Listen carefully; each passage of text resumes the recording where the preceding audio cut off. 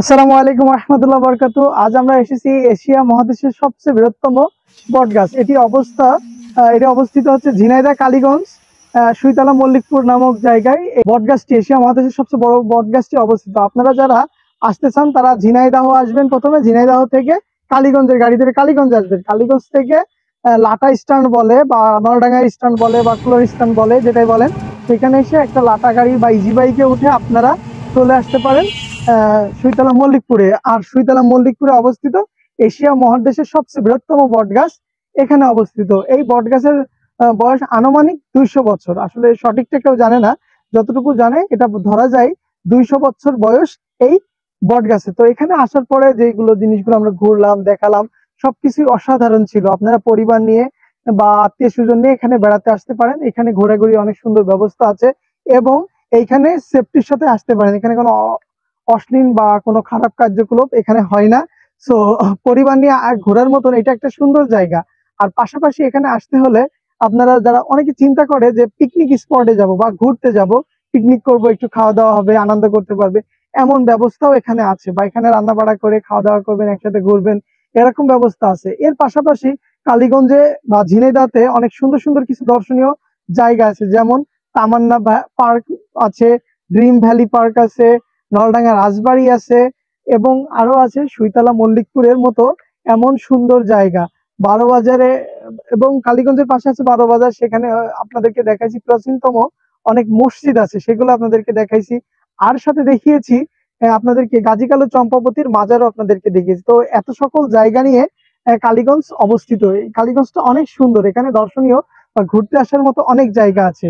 আর মাগুরার কথা যদি বলি, মাগুরাই আছে কি বলবো আপনাকে, মাগুরায় আছে সাকিব আল হাসান, আর নড়াইল আছে মাশরাফি। তো ওদেরকে এই আছে। তো মাগুরায় ঘুরতে যাওয়ার মতো যদি কোনো ডেস্টিনেশন থাকে বা সুন্দর সুন্দর কোনো জায়গা যদি থেকে থাকে, আপনারা অবশ্যই কমেন্টে আমাদেরকে জানাবেন।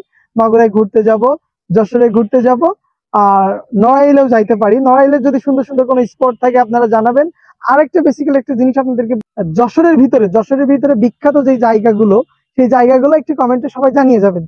তো আশা করি আপনাদের অনেক ভালো লেগেছে এখানে ঘুরে বা ভিডিও দেখে। আমাদের অনেক ভালো লেগেছে। অবশ্যই যদি ভালো লেগে থাকে আমার পেজটিকে ফলো দিবেন, চ্যানেলটাকে সাবস্ক্রাইব করবেন, আর অবশ্যই অবশ্যই শেয়ার দিবেন। ঈদের পরের থেকে প্রতি বছর ঈদের পরে মেলা হয় এখানে। ঈদের মেলা হয় আর পয়লা বৈশাখী মেলা হয়। এর ভিতরে দোকান দিই না তো এবারটা এমপি মাঠা ধরে মানুষের নিয়ে আলাদা এই জন্যই গাছের খুব দুর্বল অবস্থা। এটা আসলে ঠিক না, এর ভিতরে মেলা না দেওয়াই ভালো। দর্শনীয় জায়গা ঘুরে থাক।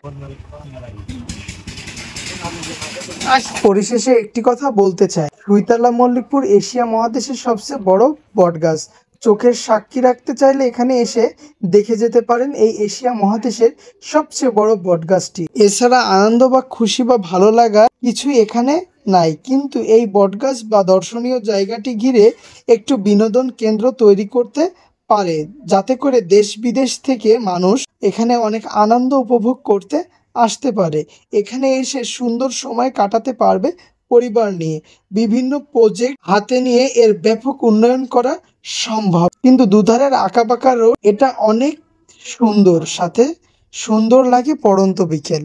হঠাৎ কালীগঞ্জের ভিতরে ঢুকেই বিশাল জ্যামজটের সম্মুখীন হলাম। তারপরে আমি হাঁটতে হাঁটতে ব্রিজের উপরে উঠে গেলাম। যারা ইজি বাইকে আসতেছে তারা অপেক্ষা করতেছে। এই দেখেন কি পরিমাণ জ্যাম। তো এখন একটু একটু আমি হাঁটতে হাঁটতে সামনের দিকে এসেছি, ইজি বাইক চলে এসেছে। Bye bye, tata.